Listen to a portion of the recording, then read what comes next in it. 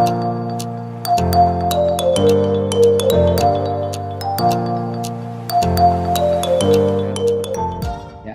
baik.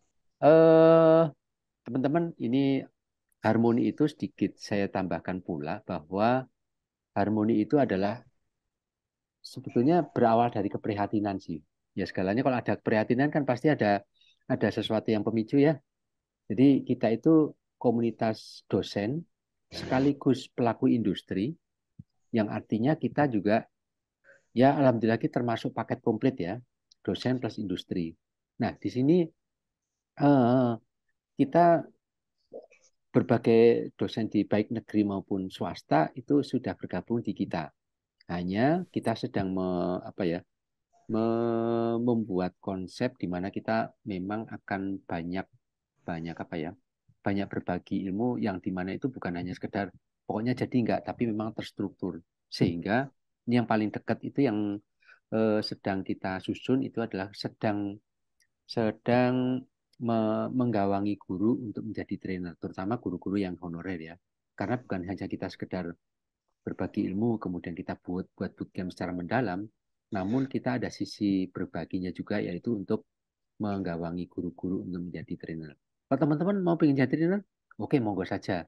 Namun nanti kita akan mulai dengan mekanisme yang kita alhamdulillah apa ya welcome lah teman-teman yang akan sharing dengan kita. Baik.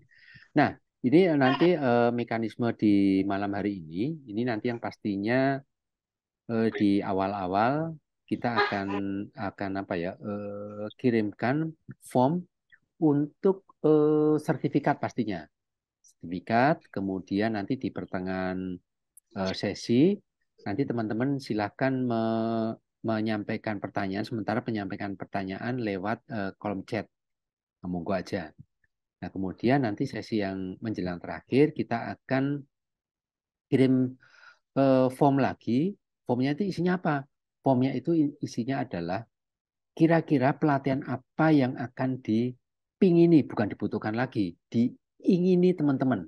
Nah, kita pasti akan buat riset kecil-kecilan sehingga nanti kita akan sampaikan lagi ke teman-teman untuk tanggal ini ada pelatihan loh. Nah, alhamdulillah nanti kita panduannya juga selain dari email, di form kita ada WA.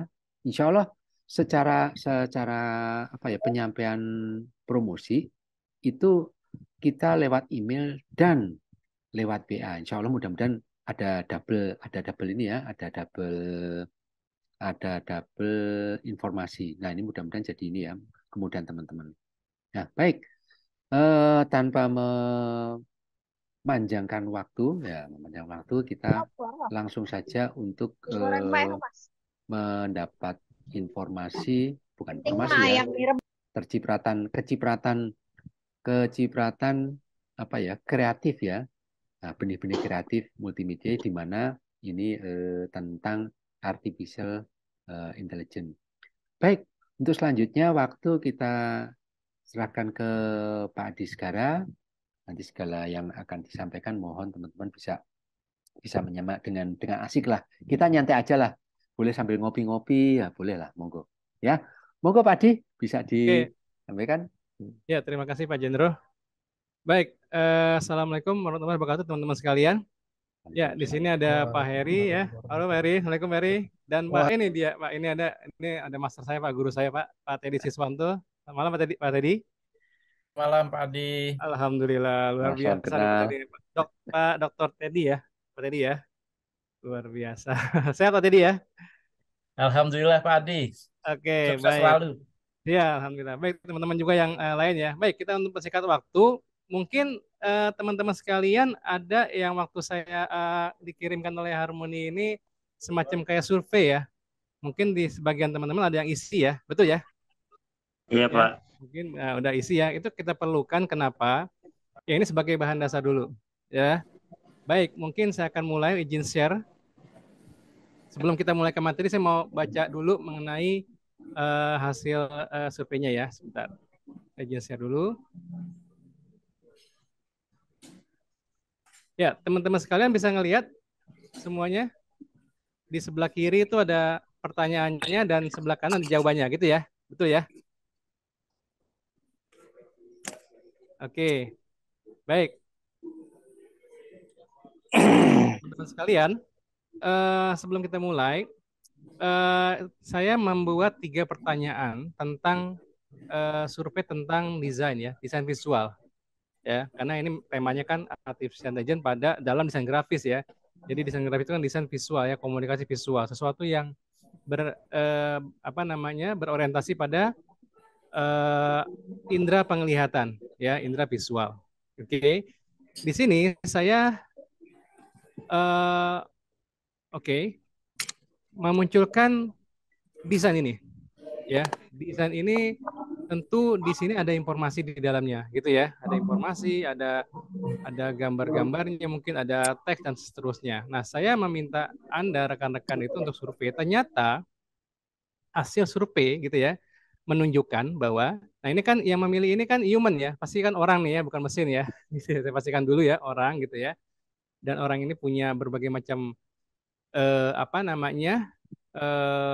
pengetahuan tentu yang berbeda gitu ya. Nah, sebagian besar atau 48%, 45,8% ini adalah mengatakan kurang menarik ya, kurang menarik, dan kemudian 20% yang kedua menarik gitu ya, dan 16% mengatakan tidak menarik.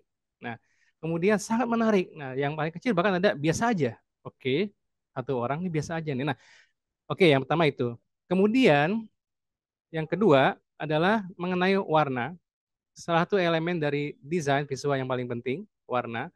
Ketika saya mencoba menanyakan warna apa yang paling kontras menurut Anda, ternyata ya hampir perang juga nih ya. Ternyata bagi dua kubu ya. Meskipun dalam kasus ini adalah gambar B, artinya yang warna merah dan biru ini lebih dominan ya. Dan ini memang saya coba tes beberapa juga dari training-training saya yang lalu, memang iya, berada di angka inilah seperti itu ya. Jadi ada semacam kecenderungan sepertinya. Sekali lagi bukan kepastian ya, karena bicara desain ini bukan bicara benar salah secara estetika ya, tapi bicaranya adalah menarik tidak, jelek bagus gitu ya. Tapi kalau secara fungsi, secara struktur informasi atau informasi struktur itu bisa salah. Oke, yang ketiga adalah ketika saya menunjukkan ini, nah ini grafiknya berubah nih ya. 72 ini mengatakan menarik, bahkan 24% mengatakan sangat menarik gitu ya. Nah, ketika nanti kita akan bahas kenapa bisa begitu ya, kenapa kok sebagian orang mengatakan ini nggak biasa aja lagi, dan meskipun lihat ada yang biasa saja nih ya, kita akan lihat nih kenapa ini, apakah yang satu ini salah? Tentu tidak.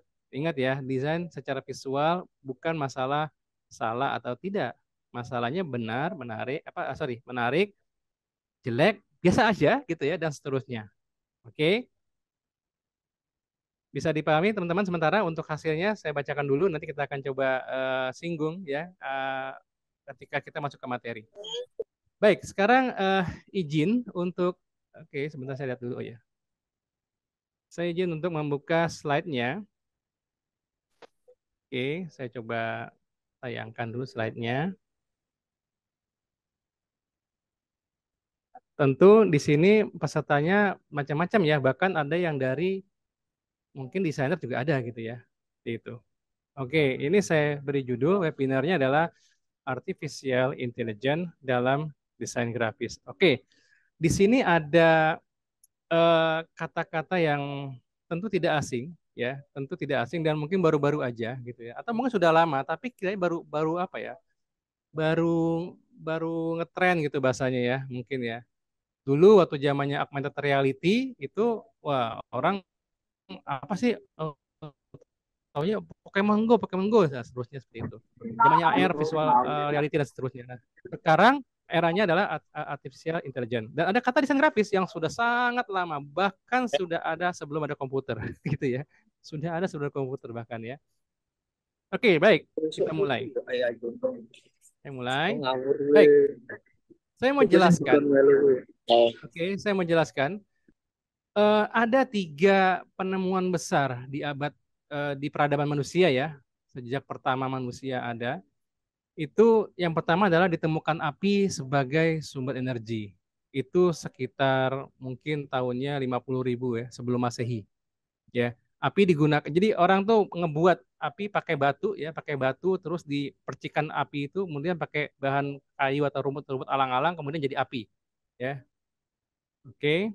Dan selanjutnya berkembang lagi. Nah, kalau ada yang mengatakan 400.000 sebelum Masehi, mungkin juga, tapi api digunakan diambil dari sumbernya, jadi dari sumber alam. Misalkan kayak ada memang gunung berapi atau sumber-sumber gas alam gitu yang keluarkan api, itu mereka ambil. Tapi memang yang untuk manusia sendiri membuat api gitu ya, memecahkan api dari batu itu sekitar 50.000 tahun sebelum Masehi dan menjadi sumber energi. Dan sumber energi ini juga digunakan sampai sekarang nggak? Betul kan? Sampai sekarang kan masih masak pakai api. Ada yang masak pakai api banyak ya. Atau mungkin api digunakan untuk apa? Pembakaran yang lainnya banyak sekali ya. Jadi ini masih digunakan sampai sekarang sebagai sumber energi. Yang kedua, ditemukannya roda ya pada masa zaman Mesopotamia. Ya, ini kurang lebih sekitar 3.000-an tahun sebelum Masehi, ini ditemukan roda ya. Sebelum itu ditemukan dan roda ini dimanfaatkan untuk memutar apapun ya seperti gerobak atau apapun, menjalankan sesuatu lebih ringan dan seterusnya. Dan sampai sekarang pun digunakan fungsi konsep roda ya, baik itu seperti biang lala, kemudian ada sampai jam tangannya kecil ya, mobil, motor, bahkan apapun yang bergerak dengan roda itu masih digunakan fungsi roda sampai sekarang. Sampai sekarang digunakan ya. Artinya teknologi sejak ditemukan roda, peradabannya terus berkembang sampai sekarang digunakan. Nah, yang ketiga, nah ini, oke, ini adalah masanya information technology, ya, sebuah teknologi yang apa namanya, sebuah peradaban yang bisa dibilang dulu hanya bisa dilakukan mungkin oleh para ahli ya, seperti misalkan dulu para dukun itu kan mereka menggunakan baskom gitu ya, biasanya untuk mengetahui seorang ada di mana, kemudian lagi mikir apa dan seterusnya. Nah, ketika zaman teknologi informasi, orang sudah tahu ya di mana lagi ngapain dan sedang mikir apa seketika gitu ya. Ketika misalkan Anda masukkan post di Facebook atau di Instagram misalkan, aduh, gue lagi pusing nih nggak punya duit gitu ya. Nah, seketika teman Anda pun dimanapun tahu bahwa Anda sedang pusing nggak punya duit gitu ya. Nah, ini kan hal yang luar biasa tentunya ya, sangat luar biasa. Jadi langsung tahu seketika. Oke, saya mau cerita sedikit tentang IT dulu.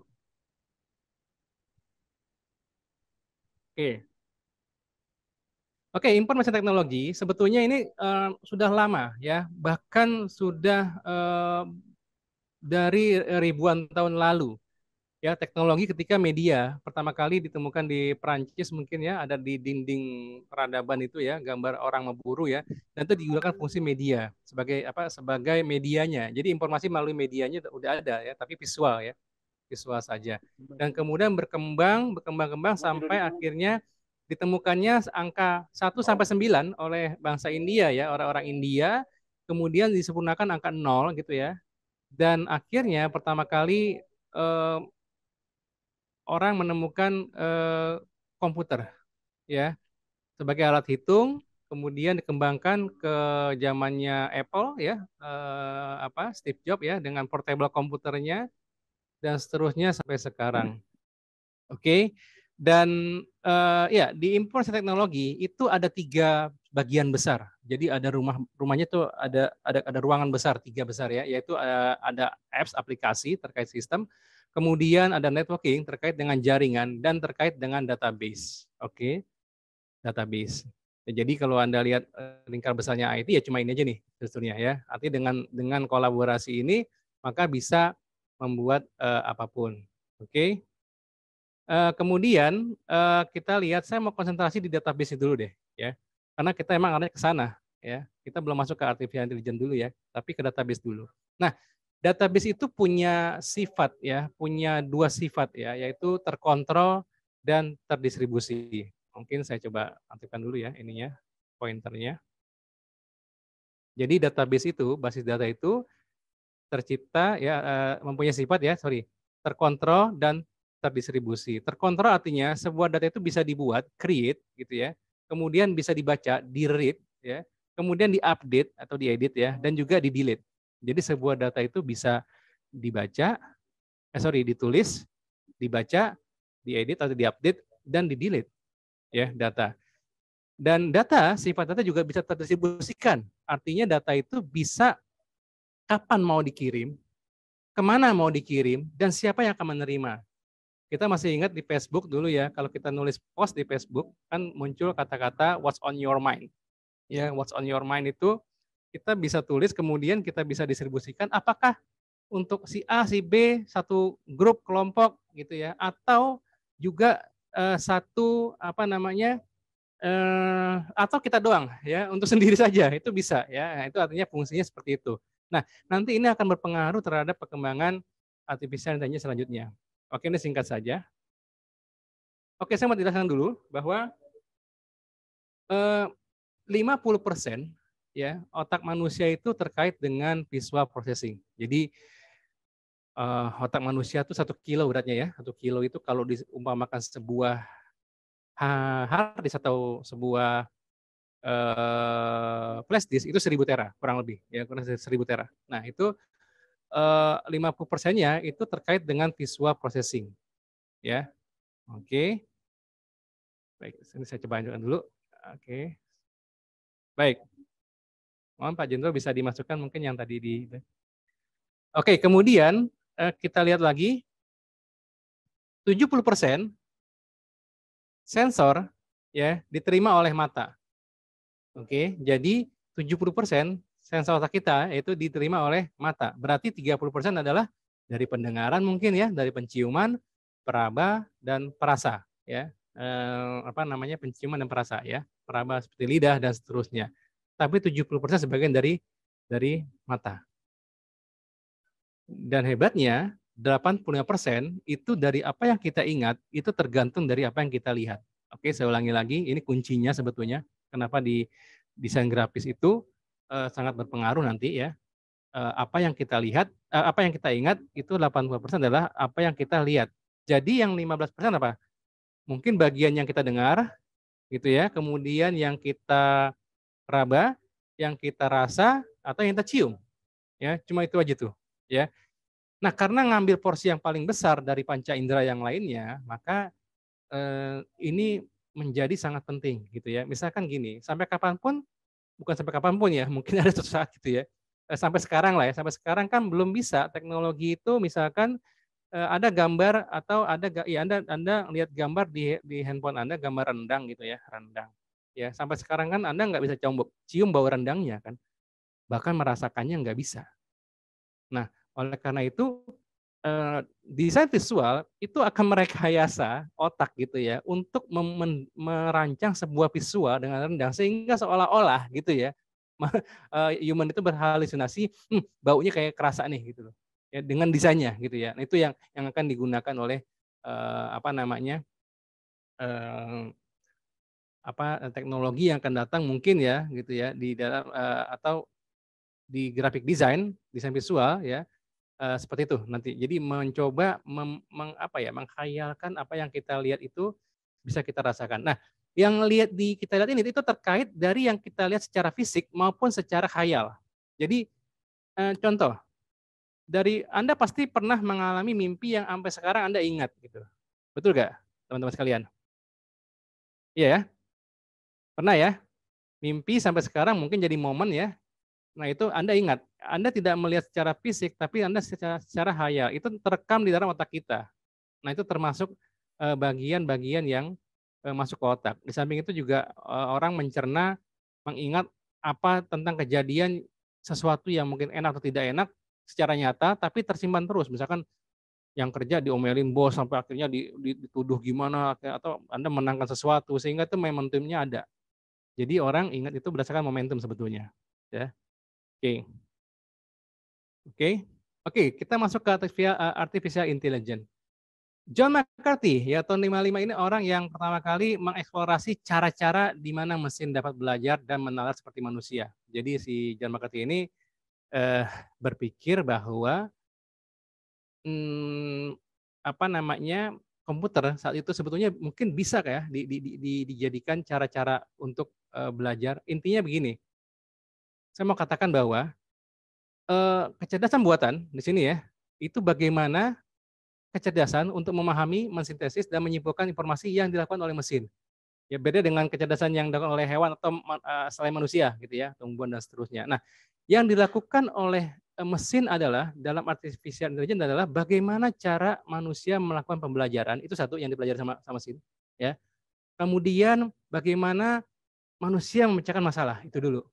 Jadi dia bagaimana melakukan pembelajarannya, menemukan masalah, menganalisanya, kemudian mencari alternatif pemecahan masalah, kemudian bagaimana memecahkan masalahnya. Yaitu yang pertama kali coba dipikirin oleh John McCarthy dan itu memang yang dibaca oleh artificial intelligence, ya. Oke. Nah, sedangkan kita juga dengar yang namanya machine learning. Apa sih machine learning? Apa beda dengan AI gitu ya, dengan artificial intelligence? Nah, kalau machine learning ini cabang. Jadi pecahannya lah ya, turunannya daripada kecerdasan buatan atau AI tadi. Ya, kalau AI tadi itu memang dia memiliki wilayah yang lebih luas karena dia banyak merekayasa dan sangat tergantung dari data yang masuk, yang diolah menjadi informasi, ya oleh manusia. Semakin banyak semakin oke. Anda pernah dengar yang namanya mungkin ChatGPT ya? ChatGPT ini sudah keren banget gitu ya. Anda tinggal masukkan informasi apapun keluar jadi gitu kan. Nah, tentu ada hal-hal yang belum bisa dijawab. Saya tidak bilang tidak bisa dijawab, tapi belum bisa dijawab. Kalau Anda masukkan di ChatGPT misalkan ya, apakah unicorn itu nyata gitu ya? Itu jawabannya akan kacau tuh. Biasanya akan bilang I'm still baby gitu ya. Artinya saya masih mula. Nah, ini sebetulnya melakukan pembelajaran gitu ya. Atau misalkan apakah naga itu ada benar? Nah, itu tergantung dari apa? Database-nya gitu loh. Oke. Google mengklaim memiliki 125 miliar. Ya, 125 miliar situs ya, bukannya kalimat kata situs loh ya. Kok bisa? Jumlah orang kan nggak sampai 8 miliar. Kok bisa segitu? Ya jelas bisa. Satu orang sekarang mungkin punya berapa akun? Anda punya akun Instagram, punya akun Facebook, mungkin punya beberapa akun Gmail, kemudian ada akun perusahaan, ada website perusahaan, ada blog segala macam dan saling berinteraksi sehingga menjadi kelipatan yang besar dan menghasilkan banyak sekali. Nah, hasil daripada ChatGPT itu sebetulnya adalah akumulasi dari nabungnya data dari kurang lebih 30 tahun lalu lah ya, semenjak ditemukannya internet, maksudnya ditemukan internet 30 tahun lalu kurang lebih, dan itu sudah cukup untuk mulai belajar, melakukan pembelajaran. Jadi 30 tahun terakhir itu informasi yang dihasilkan oleh manusia itu lebih banyak daripada 5.000 tahun ke belakang.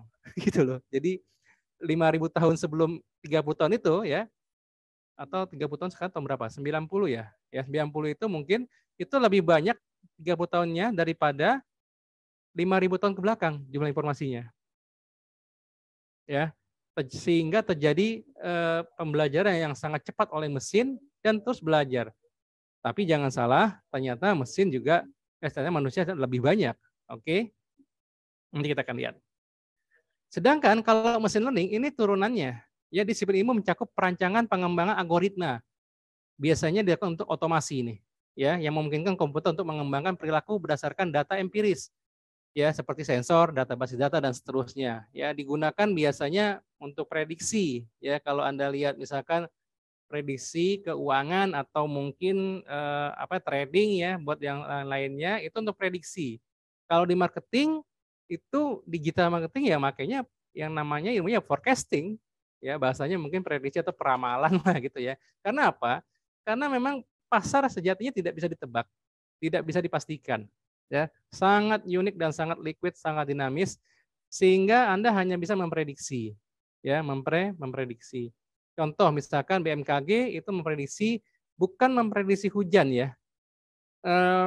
Memperkirakan mungkin iya, tapi dia akan membaca bukan di mana hujan atau kapan hujan, tapi dia membaca variabel dari lain sebelum hujan, yaitu arah angin, kemudian berkumpulnya awan, dan itu pun belum tentu hujan, karena nggak ada yang tahu. Ya hanya membaca itu. Kita sering melihat akan hujan Jakarta, kalau tahunya enggak, ya akan panas, nggak tahunya hujan. Ya ini sesuatu hal yang memang di luar kuasa manusia, tapi manusia bisa mempelajari kecenderungannya aja, gitu ya.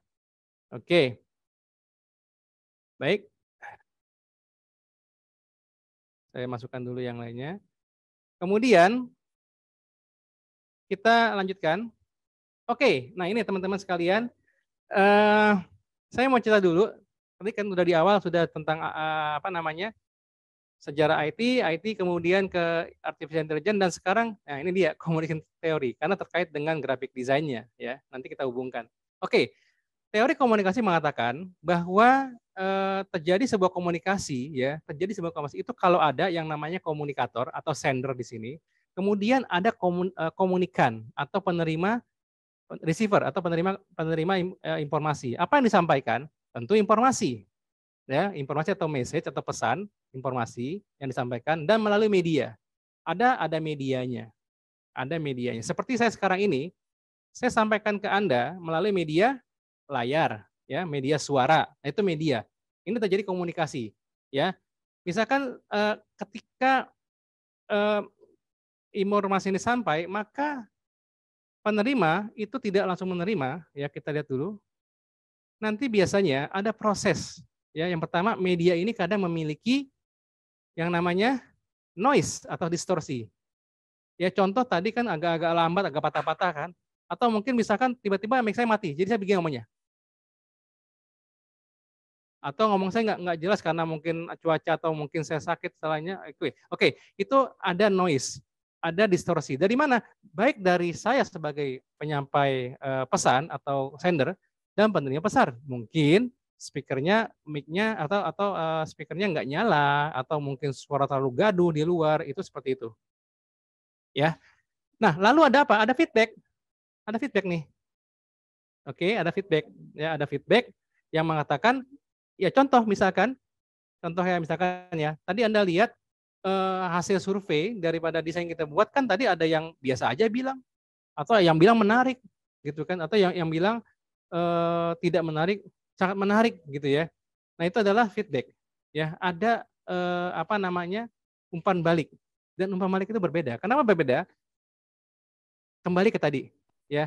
Apa yang dilihat oleh si penyampai pesan, ingat ya, 80% apa yang dilihat adalah apa yang diingat adalah yang dilihat, ya. Yang di sini juga memiliki apa yang diingat, yang dilihat. Tentu berbeda antara sender dan receiver, komunikator dan komunikan. Dan inilah yang dinyatakan kenapa informasi akhirnya harus didesain, ya. Jadi kalau yang tanyakan kenapa informasi harus didesain, gitu kan? Satu jawabannya adalah karena komunikator atau sender dan komunikan atau receiver itu berbeda. Berbeda apa?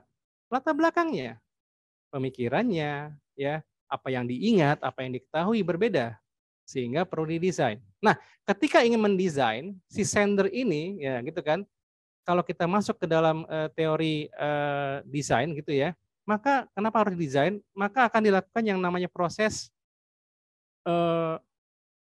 encoding. Oke. Apa ini encoding? Proses encoding adalah sebuah proses bagaimana dari komunikator ya, dari penyampai pesan itu membuat persiapan atau materi atau merancang sebuah ide atau gagasan, kira-kira pesan yang saya mau sampaikan ini apa ya? Artinya termasuk bagaimana saya menyampaikannya. Ya, katakan saya mau menyampaikan apakah suka pisang goreng gitu. Nah, wujudnya apa nih? Jadi bentuknya apa? Apa yang terkait dengan pisang goreng? Gitu ya. Apa yang menandakan sesuatu orang ini paham pisang goreng dan seterusnya. Karena yang di sini kan belum tahu paham ya. Nah, ketika Anda membuat sebuah desain seperti yang tadi contoh di survei, ya itu terjadi proses encoding. Jadi orang membuat poster itu atau membuat banner untuk Instagram post gitu ya, itu kan dia butuh encoding. Encodingnya apa dalam hal ini? Tentu knowledge. Ya, yang berupa knowledge-nya apa? Desain grafis, gitu ya. Nah kemudian diterima pesannya, ketika jadi poster misalkan gitu ya, jadi poster dan masuk ke dalam decoding. Nggak langsung ke receiver dulu. Nah decoding ini apa sih? Decoding kalau di encoding adalah kemampuan si pembuat pesan di dalam mengembangkan sebuah informasi, ya, memanage, mendesain informasi. Decoding adalah kemampuan receiver di dalam menerima, menelaah informasi. Makanya di dalam desain komunikasi visual itu ada sebelum kita membuat desain gitu ya, ditentukan dulu target audiens siapa. Ya, perlu tuh dapat audiens siapa. Ya, kemudian nanti user profile-nya kalau di UX ya ada user profile, kemudian ada apa personas dan seterusnya itu kalau di UX. Nah, sehingga user ini sebetulnya bukan membaca loh ya. Saya izin dulu Pak Jendro. Teman-teman saya buka lagi sebentar untuk yang ini. Sorry. Oke, coba lihat. Teman-teman kelihatan ya gambar yang di sana ini ya? Oke. Mudah-mudahan kelihatan jelas. Jelas ya. Oke. Yap. Lihat deh yang sebelah kiri ya. Ini mungkin Anda ketika ngeliat ini sebelum memutuskan milih apa nih 69% ini bilang menarik ya, 26 bilang sangat menarik gitu ya. Nah, sebelum memilih ini itu di dalam bawah sadar kita itu mengatakan sebelum ngebaca itu akan dilihat ini apa namanya apa ya? Ini kuning-kuning apa nih gitu ya. Dia belum baca. Artinya apa? Proses decoding itu proses scanning. Orang sebelum baca itu scanning dulu, di scanning dulu ya. Berupa apa? Berupa elemen desain. Seperti apa? Warna, ada objek lingkaran ya. Dan di visual elemen desain itu nanti banyak ya. Nah, tapi yang dominan di sini adalah kasusnya adalah apa nih? Ada kuning-kuning bulat, ada perempuannya gitu ya. Nah, baru mungkin dia baca ya. Baru mungkin baca. Jadi sebelum baca orang itu scanning dulu. Ya, scanning dulu apapun itu ya. Oke, kemudian kayak ini. Ini mengatakan 40 kurang menarik. Apakah kemudian yang bilang sangat menarik ini salah? Ingat, kalau dari sisi estetika tidak ada salah benar. Tapi kalau dari sisi fungsi, struktur informasi bisa salah. Bisa salah ya. Tapi orang pertama kali melihat sensitif adalah elemen. Dominannya apa nih? Teks gitu ya. Ini apa sih banyak teks banget sih? Ah gitu loh. Terlalu numpuk ya. Akhirnya terjadi apa? Terjadi yang namanya tadi apa? Feedback. Aduh, pusing. Anda kalau ngeliat ini gimana nih? Pusing, sumpah mungkin ya sebagian orang. Nah, mungkin berbeda dengan yang bilang sangat menarik. Nggak tahu di mana. Mungkin bagi dia, wah, seru, teksnya banyak, asik gitu ya. Atau terlalu ada gambar ini, oke, seperti itu oke aja, sah-sah aja. Nggak masalah. Makanya desain itu sangat sangat subjektif dari sisi estetika ya. Sedangkan dari sisi fungsi itu sangat objektif ya. Oke. Tapi ada kecenderungan. Oke, saya mau tanya teman-teman. Misalkan ada pernyataan begini. Saya mau mendesain ya. Kira-kira kalau misalkan kombinasi warna apa, ketika konsepnya saya pengen membuat judul poster tentang anti korupsi. Apakah kombinasi hitam hijau atau hitam merah? Hitam merah. Ya, kenapa? Merah. Kenapa? Karena merah. Karena merah, ya garang gitu ya, tegas. berantas segala macam. Oke, itu dasar loh, ya. Nah, mungkin bagi yang memilih sangat menarik di sini, mungkin dia suka warna merah. Bisa jadi. Apakah salah? Tidak. Tadi ya, masalah visual ketika estetika tidak ada salah benar. Masalahnya adalah jelek, bagus, menarik enggak, gitu aja. Oke. Sekarang saya kembali lagi ke sini lagi. Sorry, tadi ada sampai mana ya? Oh ini ya. Tadi sampai di oke, proses ini. Ya, kita lanjutkan. Oke. Tadi masih di sini. Nah, proses ini nantinya yang akan sebetulnya nanti artificial intelligence itu mainnya di mana sih? Kan gitu. Ya, ini kan kita kembali ke hukum dasarnya di sini, hukum teorinya nih, ya. Di mana informasi yang disampaikan itu ada media dan ada distorsi. Ya, ada distorsi dan ada encoding. Ini proses. Encoding ini membutuhkan yang namanya knowledge. Apa itu knowledge? Kita akan coba. Dan decoding juga butuh knowledge. Ya, oke, kita lihat langsung. Oke, saya akan bahas dulu mengenai information architecture. Artinya dari sisi fungsi. Jadi desain itu ada dua. Ya, ketika Anda melihat sebuah informasi ini ada dua nih, fungsi dan estetika. Fungsi itu berarti bicaranya adalah benar salah, bisa jadi. Ya, jangan nanti misalkan Anda bikin iklan mobil isinya combro gitu kan, itu pasti salah kan, secara informasinya gitu kan. Nah, itu. Informasi arsitektur atau arsitektur informasi adalah how to connect people to the content they are looking for. Jadi bagaimana kita mengkoneksikan, ya kita berpikir nih si audiens atau penerima pesan itu bagaimana mengkonekkan mereka terhadap konten yang mereka inginkan. Itu rumit gitu jadi itu. Karena sejatinya desain grafis itu tujuannya adalah memecahkan masalah. Masalah apa? Berkomunikasi melalui media visual. Ya, maka dasarnya sebelum dilakukan dirancang secara visual harus dirancang dulu informasinya. Ya, biasanya berupa content writer atau apapun ya, berupa informasi tekstur. Nah, ini bisa berupa klasifikasi atau pembuatan level hierarki ya, tipe-tipenya. Kemudian bisa juga digunakan berupa label atau tagging. Ya. Kemudian bisa juga untuk navigasi dan wayfinding ya, untuk membuat menu ya, kita mau bikin aplikasi nih, menunya apa aja, itu bisa digunakan struktur informasi tekstur ya, dibangun dari sini. Kemudian yang terakhir bisa digunakan sebagai search engine ya, yang sekarang terkenal ya dengan ChatGPT atau Google nanti akan mengeluarkan kalau salah Brad ya. Jadi yang dicari itu adalah lebih deep ya, kedalaman daripada data dan kebiasaan keterkaitan orang mencari sesuatu. Oke, kita lewat dulu. Nah, kalau tadi di bagian informasinya, fungsinya, sekarang di bagian visualnya ya. Nah, secara visual, graphic design ini ada 8 pembagian core-nya, artinya produknya lah ya. Yang biasa digunakan pertama adalah untuk visual identity graphic design. Kalau nggak salah beberapa hari lalu itu ada webinarnya Pak Jendro ya, nggak salah ya? Iya, insya Allah. Oke. Itu bisa dilihat teman-teman nanti di channelnya di Harmony itu ada visual identity. Nah, itu biasanya berkaitan dengan identitas nih ya, branding ya, termasuk logonya ya, bikin segala macam lah ya, digunakan untuk itu. Kemudian yang kedua digunakan sebagai marketing and advertising graphic design. Wah, ini banyak banget nih ya, kayak brosur, kartu nama, majalah, atau mungkin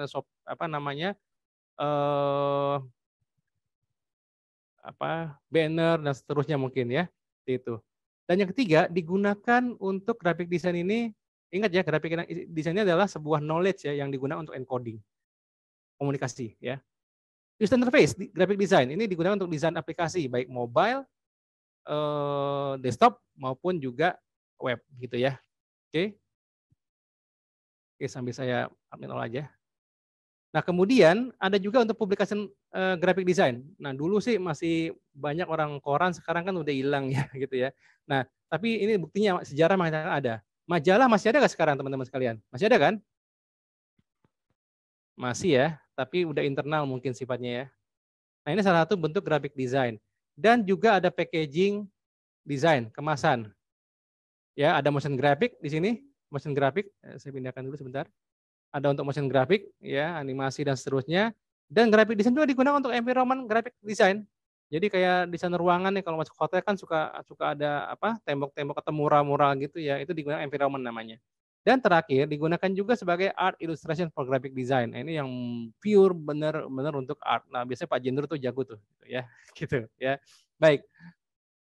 Nah, ini adalah sebetulnya ini bagian-bagian kelompok-kelompok ini yang akan dipelajari oleh mesin. Yang dipelajari artificial intelligence adalah jenisnya ini dulu, kelompok besarnya dulu biasanya. Ya, tapi sekali lagi ini masih hadir masih terlalu dini sebetulnya, informasi data juga sangat sedikit, tapi sudah bisa menghasilkan. Nanti kan kita buktikan di alatnya ya. Nah, terus di dalam membuat desain, di dalam membuat desain itu banyak sih prosesnya, ya, banyak banget prosesnya. Jadi standarnya pun umumnya macam-macam sih, ya. Ada yang seperti ini ya, briefing dan seterusnya, ada yang kolektif. Ini tergantung dari kebiasaan si desainer sebetulnya, ya. Nah, dengan banyaknya pola-pola ini, tentu kan belajarnya banyak ya. Makanya sampai sekarang itu artificial intelligence tidak bisa langsung membuat kompleks satu desain full benar gitu, atau menarik. Kenapa? Karena caranya itu dia membaca si desainer ini beda-beda, sangat beda-beda. Oke, saya ambil aja contoh misalkan yang umum lah ya, dan cukup juga kompleks ya. Ini contohnya ada 7 step of professional design process. Oke. Ada proses yang pertama namanya studi client brief. Biasanya ini ketemu sama klien ya. ini maunya apa sih klien? Saya mau bikin ini. Oh, ngomong dulu lah, ya ngobrol-ngobrol dulu ya, nongkrong di mana gitu ya. Ceritain mau bikin apa, mau ngapain gitu dan seterusnya. Nah, setelah itu nanti yang kedua adalah kita melakukan riset. Oke, sekali lagi riset. Tidak ada yang riset itu nggak ada gagal ya. Ya, nggak ada gagal karena namanya research. Cari, itu lagi. Cari lagi. Terus menerus. Ya, terus menerus. Ya, sampai berhasil atau juga sampai dikembangkan. Jadi di sini kita menggunakan riset untuk membantu kita memahami proyek ya secara lebih menyeluruh. Ya kalau di sini tadi mau bikin misalkan saya mau bikin toko baju distro gitu ya yang gimana nanti di riset lagi distro yang model gimana segala macam sehingga jelas nanti bisnis modelnya. Nah, kemudian dilakukan dengan brainstorming. Ya ini nongkrong bareng lah ya, ngerembuk bareng gitu ya untuk menentukan struktur mind map gitu ya. Mungkin kira-kira nanti proses bisnisnya gimana, ide-ide apa saja yang nanti bakalan masuk ke dalam bisnis ini gitu ya. Misalkan apakah termasuk di dalamnya, apakah fitur-fitur apa yang akan muncul seterusnya, ini dilakukan di sini. Oke. Dan kemudian proses 4, sketsa. Sketsa ini biasanya desain-desain modern ini jarang melakukan. Dulu masih sering menggunakan. Sekedar gambaran, tahun 2000 ketika saya masih aktif sebagai creative designer di sebuah agensi desain di Jakarta, tempatnya Jakarta Selatan, itu masih manual sekali. Bayangkan, Google belum ada. Anda bisa bayangin nggak? Google belum ada loh, gitu ya. Baru ada Yahoo, searchingnya pakai Alta Vista. Yang mungkin angkatan generasi X mungkin tahu ya.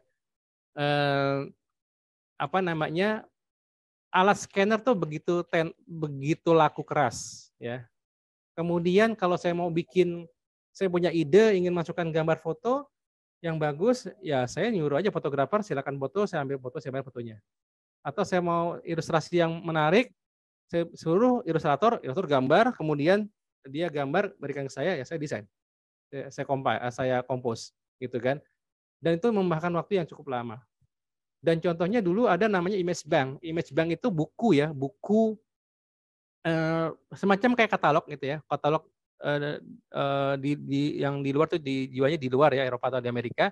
Itu tentang katalog objek-objek gitu ya.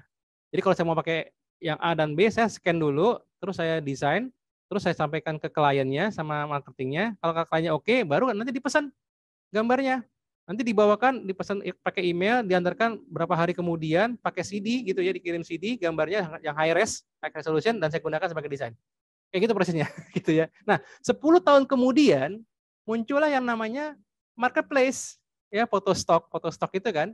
Jadi, saya pernah ketika itu mendesain sebuah website ya, makanan terkenal dari Korea, itu untuk foto-fotonya daripada saya moto orang Korea kan susah gitu kan, di Jakarta susah nyarinya, saya nggak punya kenal orang Korea. Saya cari aja di Photostop, beli sekian dolar, kalau nggak salah itu masih $50, saya beli aja. Jatuh sama-sama juga kalau foto bayar fotografernya, bahkan lebih mahal fotografernya. Akhirnya itu mulai tersisi tuh fotografer lama-lama ya. Nah, setelah itu 10 tahun kemudian lagi sekarang ya muncul nih yang namanya artificial intelligence. Terus sejauh mana dong? Apakah akan tergantikan? Kita akan lihat ya. Kemudian nanti di proses 5, nah inilah yang namanya konsep development. Artinya yang tadi dirancang, di brainstorm, di sketch ini ya, di prosesnya nanti mau gambarnya apa, elemen apa yang digunakan, warna apa, gambar apa, segala macam. Kemudian itu diimplementasikan ke ini. Dan biasanya desainer itu memberikan 3-5 pilihan atau bisa lebih untuk kliennya, untuk memilih mana nih yang kira-kira paling bagus. Biasanya begitu. Nanti klien akan milih ya. Nah, setelah itu nanti baru direvisi. Setelah direvisi masih ada pilihan juga dan kemudian ya udah get approval. Nah, dari 7 langkah dasar besar ini umumnya ya, ini umum yang enggak selalu seperti ini, tapi umumnya seperti ini, yang akan disentuh oleh, lihat ya, yang akan disentuh dari bisa menggunakan teknologi artificial intelligence adalah dari sisi bisa di proses kedua nanti untuk mencari tagging, kata-katanya segala macam. Kemudian di proses ke 4 dan 5. Nah ini bisa bekerja pada, jadi nggak seluruhnya. nggak seluruhnya. Kalau Anda ketemu klien kan nggak mungkin pakai AI, ngapain? Itu kan emang AI mau bayar Anda kan enggak gitu kan. Yang klien yang bayar kita gitu kan. Oke. Jadi proses 2 mungkin 3 juga bisa, dan 4, 5 ini yang paling pasti. Oke, kita lanjutkan lagi. Oke, saya akan bercerita tentang bagaimana hierarki informasi. Ini penting, kenapa nanti akan dibaca oleh artificial intelligence itu yang mana aja ya. Baik, kenapa tadi saya bilang knowledge? Knowledge tadi di sini posisinya. Ini hierarki informasi ya, dari fakta sampai dengan kebijakan. Wisdom. Ya, wisdom, fakta sampai kebijakan. Itu gimana sih? Kita lihat. Oke.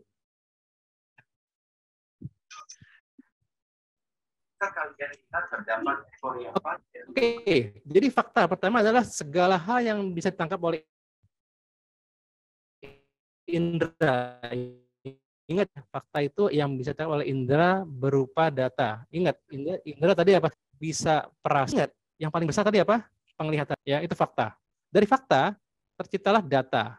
Oke, jadi data ini adalah hasil dari pengukuran atau pengamatan suatu variabel yang bentuknya dapat berupa angka, kata-kata, atau citra. Contoh, data ini entitas tanpa makna ya, nggak punya makna loh. Coba deh, 30 cm ini apa? Bisa panjang sebuah benda, bisa jarak sebuah benda, oke, bisa tinggi sebuah objek, ya, bisa apapun. 0830 AM apa nih? Nggak tahu, entahkah mungkin jadwal Zoom, ataukah mungkin bisa jadwal makan, jadwal minum obat, ya, jam operasi, atau apapun bisa. 12 kg juga nggak jelas kan? 12 kg ini apa ya? Apakah berat seekor binatang ya? Apakah sekarung beras atau apa? Lingkaran warna kuning, ini juga nggak tahu. Ini berupa apa nih? Kalau yang di dalam persepsi Anda, coba saya mau tanya. Persepsi Anda kalau lingkaran kuning ini apa?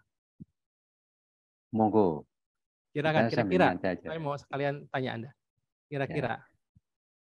Apa tuh? Silakan teman-teman. Seperti matahari, Pak.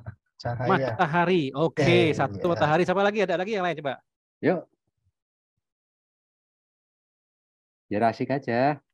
Ya, monggo kan? Teman-teman, biar asik-asik aja. Oke, lanjut ya. Oke, matahari. Bisa jadi bola lampu, ya. Bisa jadi mungkin teman ada yang bisa lagi. Ini kelereng, Pak. Loh, kok kayak kelereng? Nggak tahu, mungkin dia ingat kelereng warna kuning. Kita nggak tahu. Ingat ya. Merah ini apa? Sini merah. Bisa macam-macam kan? Nah, ada gambar, ada termasuk citra, gambar singa. Singa ini apa di sini? Nggak jelas juga. Apakah dia sedang apa? Yang jelas sih mungkin nggak tahu di padang pasir atau di mana, nggak jelas juga. Jadi data ini nggak jelas sebetulnya. Ya, data itu adalah hasil pencatatan dari fakta. Oke, kita lanjut ya. Hierarki yang kedua, contohnya gini. Ini sebelah kanan, katakan saya punya sebuah bunga kecil ya, bunga kecil. Terus yang kedua, saya punya bunga besar. Kira-kira ini apa? Kalau ini bunga kecil, ini bunga besar, ini apa? Bisa bantu? Kira-kira. Kumpulan bunga-bunga, Pak. Bunga-bunga. Bisa jadi taman kan? Iya. Bunga, kebun bunga gitu ya. Oke ya. Nah, terus saya punya, ini seorang anak-anak, ini dewasa. Ini apa? Keluarga. Bisa keluarga, bisa suatu komunitas, bisa apapun. Lihat ya, data itu sama. Data bagaimanapun sama nih. Ini kan berlaku untuk yang lainnya juga kan. Data sama. Nah, informasi berbeda. Kita lihat informasi ya. Oke. Data itu sama, informasi itu berbeda ya. Informasi adalah ya kumpulan data ya yang memiliki arti akhirnya. Ya, Anda lihat di sini. Ini udah informasi ya. Ini mungkin ada apa ya, buku katalog, ada informasi di sini. Di sini ada udah mulai bercerita nih, ada pesawat, ada pesan, di sini ada tanda seru dan lainnya. Di sini ada grafik chart, ada judulnya dan seterusnya. Ini data. Ini juga sebuah packaging, udah ada datanya di sini, udah ada informasi. Ini kemasan, packaging, kaleng ya. Minuman ya sudah ada informasinya. Jadi data, saya ulangi lagi, data itu sama. Informasi berbeda. Oke ya. Kita naik ke knowledge. Nah, tadi masih ingat yang apa namanya? Encoding. Encoding itu disitulah terdapat knowledge. Apa knowledge-nya? Graphic design. Nah, untuk dapat memproses graphic design, kita perlu yang namanya imajinasi. Ya. Jadi imajinasi ini bukan apa yang kita pikirkan ya. Jadi do not what you think gitu. Jadi imagination itu adalah how to think. Bagaimana Anda berpikir. Bagaimana Anda memikirkan. Mikir apa? Dia digunakan dalam kreativitas. Ingat ya, kreativitas loh, bukan kreatif. Kreatif itu kata benda apa kata sifat atau kata kerja kira-kira? Kalau kreatif. Sifat kan, sifat kreatif kan. Nah, tapi kalau creativity ini di bahasa Indonesia kan kreativitas. Sama dengan produktivitas. Produk artinya barang, ya. Produksi produktif artinya kata kerja, ya, menghasilkan, ya. Produktivitas berarti ada vitas itu ya, berarti ada tingkat produksinya. Jadi kalau creativity atau kreativitas adalah tingkat kreatif. Ya, semakin dalam imajinasi diharapkan semakin bagus dan kreativitas ini akan menyalurkan mendukung kepada knowledge di graphic design. Oke, knowledge ya. Jadi imajinasi dibutuhkan untuk kreatif dan untuk meningkatkan pemahaman pada knowledge. Yang pada akhirnya knowledge di sini nanti menjadi alat atau tools ya, atau berupa literatur atau berupa referensi untuk pengambilan keputusan atau untuk menerima pesan. Nah, yang menerima pesan nanti itu yang disebut dengan decoding untuk yang proses tadi ya. Nah, di graphic design ini perhatikan di sini, di graphic design ini ada dua kaki besar ya. Saya coba singkat aja. Itu ada elemen desain, ini elemen visual ya, apapun yang kelihatan. Apapun yang kelihatan di desain disebut dengan elemen visual. Ya. Apapun yang terlihat pada sebuah desain disebut dengan elemen visual. Ada space, color, shape, form, value, texture. Biasanya umumnya cuma yang paling sering ya, itu ada color, ada shape, dan ada tipografi itu ya. Di sini kurang tipografi sepertinya. Dan satu lagi ada prinsipalnya. Apa sih prinsipal ini? Ibaratnya gini loh, kalau ini yang kelihatan, yang ini adalah bagaimana yang kelihatan disusun biar bisa menarik dan mudah dipahami. Oke, dan ini ilmunya memang di desain visual ya. Ada balance, unity, variety, emphasis, movement, pattern, dan proportion mungkin. Oke, saya contohkan lagi, saya lari sedikit ke hasil kita. Lihat di sini ada coba saya mau tanya, ini elemen apa aja nih? Yang kalau di sini nih elemennya ya, kira-kira satu apa? What atau space? Ya shape nih, shape. Ada shape, ada lingkaran, ada kotak, ya ada bentuk yang aneh di sini gitu ya. Nah, kemudian apa juga ada teks ya, dan seterusnya nanti. Nah, bagaimana akhirnya kok ini bisa enak dilihat ya, gitu ya. Kok ini sama ini pas ya? Oh ternyata, jadi kalau bicaranya bahasa desain ya, ternyata shop now-nya di sini, kenapa nggak di sini? Itu untuk biar seimbang. Jadi biar seimbang taruh di kiri. Nah itu namanya balance. Desain sama Pak Jendro tuh ya, itu mantap banget deh. Nah terus misal ini. Oke, ini secara informasi mungkin benar ya, secara informasi fungsinya, tapi secara estetika mungkin salah. Kenapa? Oh, ini kayaknya acak-acakan ya, nggak ada pengelompokan gitu. Ini kelompoknya mungkin di sini, tapi ini nggak jelas di mana ya masuknya nih. Sehingga penuh ruangannya, nggak ada space. Oh, oke, ada space di sini, ya. Dan nggak ada penekanan, paling ke tengah doang nih. Tapi yang lainnya nggak ada yang namanya unity, kesatuan informasi. Ya, ini unity dipakai. Contohnya misalkan ini lihat. Ada kesatuan unity pada bagian ini, satu set kan, kelompok ini satu ya, ini dua. Semakin mudah unity dilihat, pengelompokannya semakin bagus. Oke, kita singkat lagi saja. Ini materi dikit lagi, kita coba. Oke, tadi sampai knowledge ya, dan akhirnya knowledge bisa menjadi, saya ulangi lagi ya penekanannya. Jadi data itu sama, informasi berbeda. Ya, imagination digunakan untuk mendukung kreativitas untuk meningkatkan pemahaman pada knowledge pengambil keputusan. Itu intinya. Ya. Oke. Nah, saya gambarkan di sini secara visual prosesnya sebetulnya ya di desain itu sebelum menjadi mock-up atau contoh desain atau final artwork gitu ya, itu ada proses tadi namanya kreatif proses. Ini proses yang tadi tuh yang brainstorm segala macam. Nanti ada mind mapping. Nah, mind mapping ini dipetain nih kira-kira nanti mau temanya apa, ya apa aja ya. Oh, berarti warnanya terus misalkan segala macam nanti semua. Kenapa ya? Gitu. Oh, gambarkan palu aja misalkan kan tegas tuh hukuman hakim. Oh, oke, visual masukin gambar palu. Nah, seperti itu. Nah, visual ini nanti bentuknya masih seperti ini, masih mapping. Nah, kemudian di mood board yaitu papan suasana.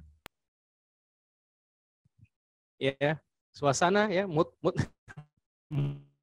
enggak mood. Ups. Ya, mohon maaf ini biasanya di. Oh, silakan lanjut lagi Pak Adi. Sorry ya, Ya, masih bisa menikmati teman-teman. Sip. Oke, lanjut. Teman-teman masih oke ya? Masih oke ya? Sip. Oke. Masih Pak, Ya. masih. Oke, siap. Nah, saya ulangi lagi ya di sini tadi terputus. Jadi ini ada visual design itu adalah prosesnya ya. Ini yang disebut dengan sampai dengan mockup. Kita kan tahunya mockup tuh sebelum jadi desain kan atau visual apa namanya final artwork ya. Dari kreatif proses mind mapping key visual ini adalah key yang digunakan untuk visual apa sih? Munculnya mood board. Jadi mood board ini bukan oke. Jadi yang namanya mood board itu adalah referensi. Oh, nanti ada gambar hitam putihnya, teksnya yang digunakan ini warna kayak gini. Nah, baru dibuat mockup. Nah, ketika buat mood board, Anda kan nyari-nyari sumber ini nih. Dan disinilah nanti yang namanya atau di sini digunakan yang namanya AI. AI itu di sini nanti. Dan ini adalah proses yang namanya encoding dari sebuah proses komunikasi sebelum jadi informasi. Oke, ini nanti akan dibahas. Jadi apa yang dibahas? Ya semua elemen yang kita praktekkan nanti habis ini. Ingat ya, jadi visual elemen dan design principle.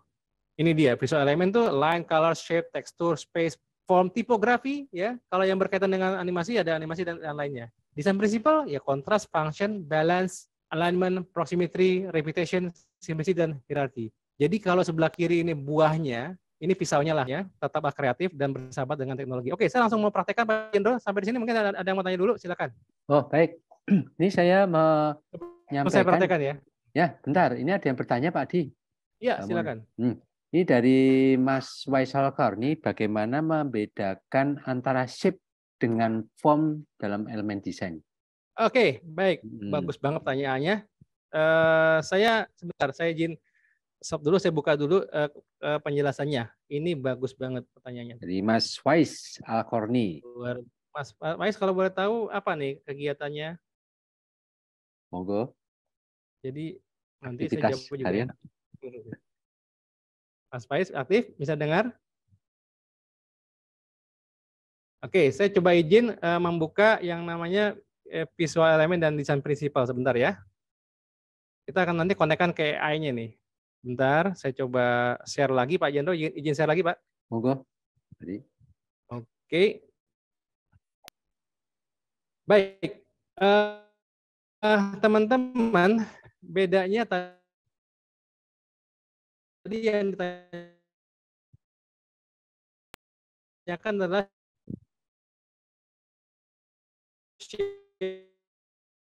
ini detailnya ya, ada line, ada color.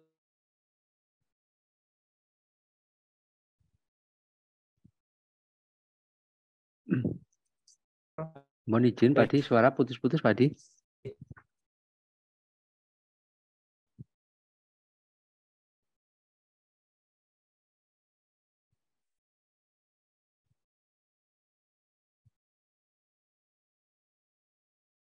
Ya, mohon maaf ini jaringan.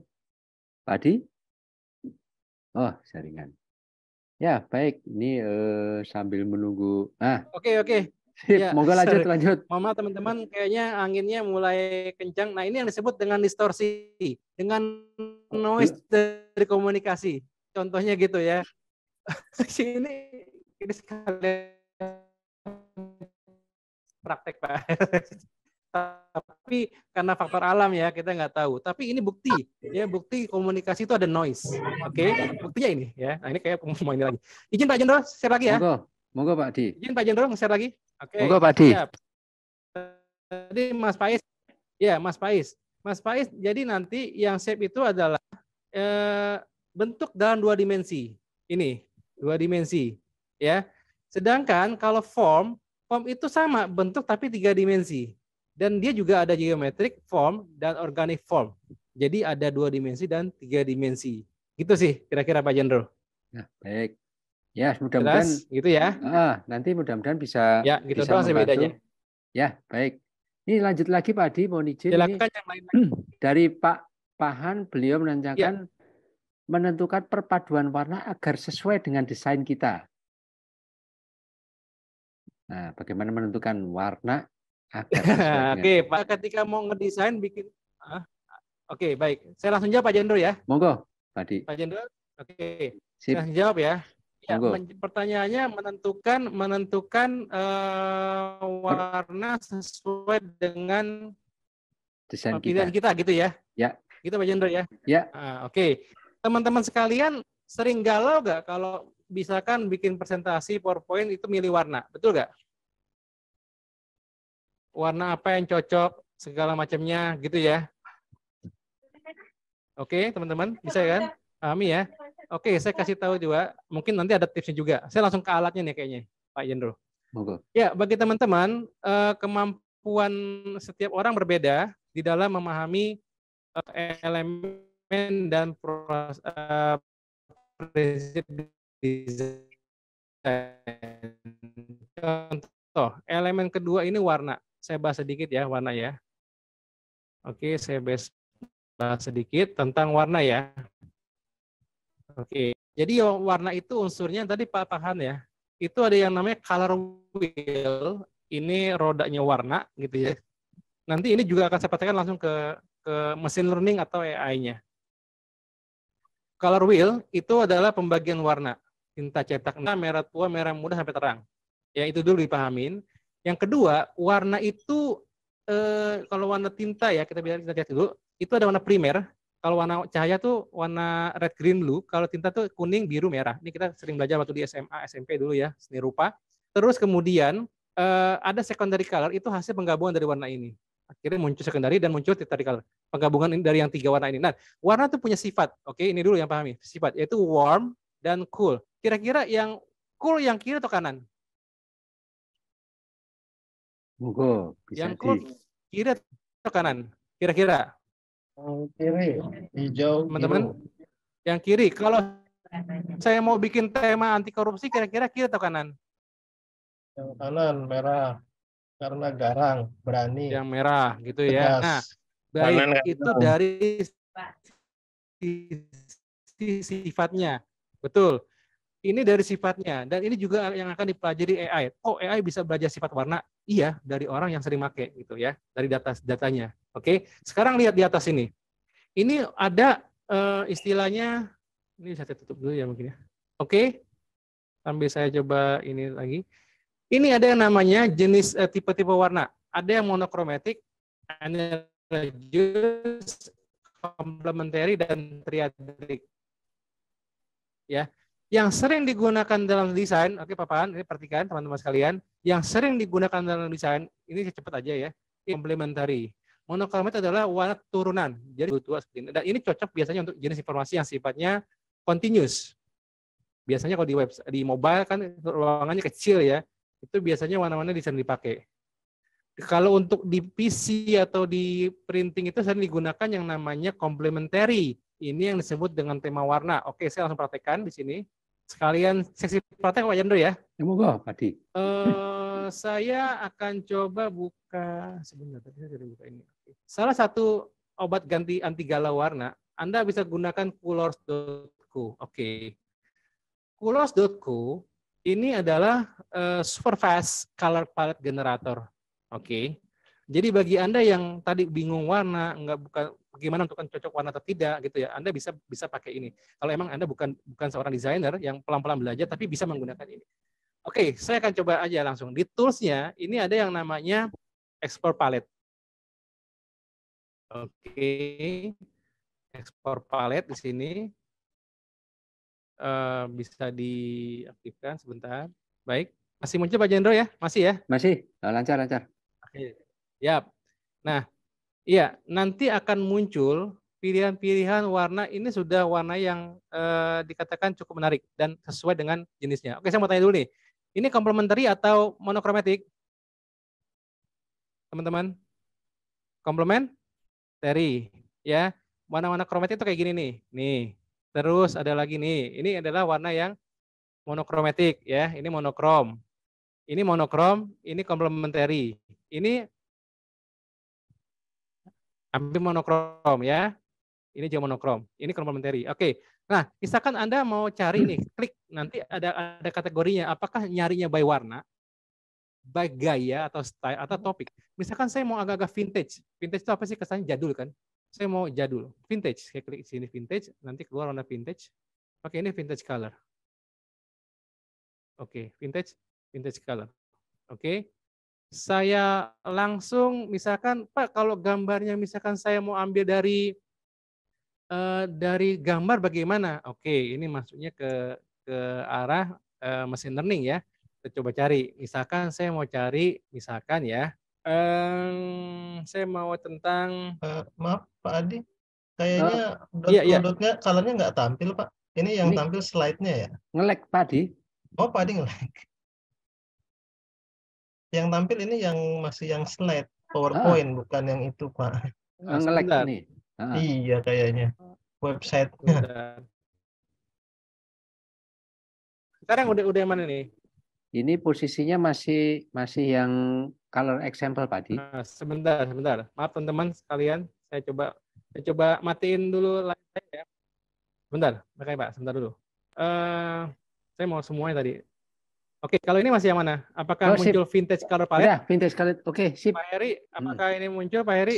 Sudah color Pak. palette? Iya, sudah muncul. Oke, jadi gini. Ya, jadi tadi saya ulangi lagi ya, di menu tools itu ada explore paletnya ya. Kita bisa mengklik ini, kemudian nanti akan muncul pilihan ya. Pilihan ini saya pilih di sini misalkan saya mau vintage, kesannya ini dimunculkan vintage ya. Maka ini muncul vintage. Nah, vintage inilah yang kita gunakan nanti. Nah, misalkan saya mau, Pak, bisa dari gambar nggak? Bisa. Coba lihat. Ini akan digunakan machine learning ya, perhatikan di sini. Artinya AI dulu turunannya. Misalkan saya mau,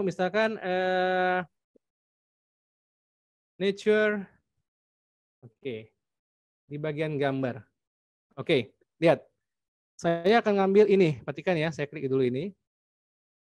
Gambar ini bisa kita download atau bisa kita klik kanan. Kemudian saya pilih pilihannya copy image address. Image address ya, bukan image ya. Image address. Kemudian saya buka Colors kembali. Masih kelihatan Colorsnya teman-teman sekalian? Sip. Oke. Di tools saya pakai image picker. Nah, ini tools untuk generate-nya. Artinya menggunakan machine learning nih ya. Machine learning itu prediksi kan, prediktif ya. Ini dalam memprediksi warna yang cocok untuk gambar itu. Contohnya, gambar yang tadi langsung saya browse image, saya masukkan URL di sini, saya paste yang tadi nih, yang paste yang copy image address, saya paste di sini. Ya, klik oke. Gambarnya ini kan. Dan di sini mesin udah menunjukkan nih, ini dia warna-warna pilihannya. Tuh, komplementarinya. Dan ini kita bisa gunakan di sebuah desain. Dan kita kurang puas. Anda tinggal geser ke kanan, perhatikan. Lihat, ini perubahan warnanya dia mencari otomatis nih. Ya, artinya ini mesinnya melakukan. Ini mesin learning nih melakukan nih. Dia memprediksi warna-warna yang monokromatik. Yang complementary. Misalkan begini. Wah, di sini saya mau hijaunya kurang tua. Saya klik di sini. Oh, berarti yang ini kan. Saya geser, saya tuain lagi deh. Nah, berarti ingat ya, meskipun AI itu nggak sempurna, ya, meskipun juga mesin learning nggak sempurna, tetap kita diberikan ini kali yang cocok gitu. Ya, hanya mengira-ngira juga dari data yang terbatas ya, masih terbatas. wah ini saya mau masukin ini ke apa agak kuning deh misalkan atau agak yang lainnya, tinggal digeser aja dan jadi. Dan ini tinggal kita ekspor palet saja, misalkan saya jadikan SVG bentuknya. Oke. Kemudian saya buka Illustrator, klik klik klik klik klik. Oke, ini contoh yang sudah ada, saya coba buka yang baru misalkan. Saya masukkan di bagian misalkan, ingat ya, ini sudah masuk ke dari mesin learning-nya, saya coba masukkan ke sini. Saya gunakan yang web base, di web base saja barunya, terus common web. Ini saya oke saja pilihannya. Oke, perhatikan di sini. Ya, saya langsung place yang tadi saya download, yaitu palet ini. Ini paletnya ini, gitu ya. Nah, kemudian saya mau ngambil gambar yang tadi di Google, misalkan ya. Di sini nih, saya copy aja langsung deh. Copy image, benar. Oke, nah ini kan dalam bentuk desainnya katakan ya. Nah, perhatikan nih ya teman-teman sekalian. Saya akan simpel aja nih. Saya gunakan tag di sini misalkan sebagai judul. Sebentar. Sebagai judul, oke. Lorem ipsum aja. Saya buat judulnya. Kemudian saya buat teks barisnya yang simpel aja di sini. Oke. Dan saya gunakan jenis hurufnya misalkan Roboto Light. Oke. Simpel-simpel ya teman-teman sekalian. Nah ini di dalam desainnya ini masih manusia nih ya. Kemudian mungkin Anda punya nanti ada sedikit ingin memasukkan unsur elemen shape misalkan ya, shape seperti ini ya. Anda buat lagi mungkin ini di ini ya. Oke, sekarang di sini saya mau bikin misalkan warnanya diambil dari warna yang ada di sini nih. Maka ini akan masuk aja nih, lihatnya ya. Ini saya akan masukkan dulu ke sini nih. Caranya adalah yang ini saya coba hilangkan dulu yang hitamnya yang kecil. Karena hitam putih bukan warna ya. Saya klik di sini, kemudian ini saya klik new, misalkan warna 1, plum masuk ke sini semua. Ya saya tinggal warnain aja nih. Ini misalkan warnanya hijau ini warnanya hijau ini, dan ini warnanya misalkan yang ini. Oke, artinya ini akan harmonis dengan gambar ini. Kalaupun nanti misalkan Anda buat model yang, ini kan white mode ya, Anda buat dark mode misalkan ya, simpelnya dark mode gitu ya. Misalkan dark mode gitu ya. Bisa aja ini Anda blok teksnya, blok seperti ini. Dan saya send to back misalkan. Range send to back. Anda masukkan misalkan warna yang gelapnya ya, berarti ini saya mainkan yang terangnya. Kontras saja nih, lihat ya. Dan ini saya masukkan yang ini. Ini boleh hitam, boleh putih, karena nggak masalah. Karena kalau hitam putih itu dia bukan warna sebetulnya, tapi tone ya. Jadi ini bisa aja Anda kasih warna putih atau warna yang di sini, boleh juga. Oke, perhatikan. Ini warna yang diambil daripada desain yang kita dapat tadi dari colors ini. Wah Pak, saya nggak mau 5, saya mau lebih banyak, tambahin aja. Mau 7, 9, tinggal diganti, ini bisa dilacak. Anda tinggal ekspor lagi. Misalkan saya ekspor lagi ini, ya lebih banyak nih pilihannya ya. Saya ekspor lagi, SVG misalkan, saya balik kemari lagi, saya file, place, ini misalkan. Atau Anda mau ganti warna lain. Sorry, saya sambil praktekkan aja, langsung ya, karena waktunya terbatas. Oke, misalkan gini, adakah Pak di mesin yang AI-nya atau automation-nya dari machine learning di dalam programnya? Ada, perhatikan di sini. Contoh, ini saya ambil katakan apa nih? Ini namanya apa nih? Instagram post ya, Instagram post.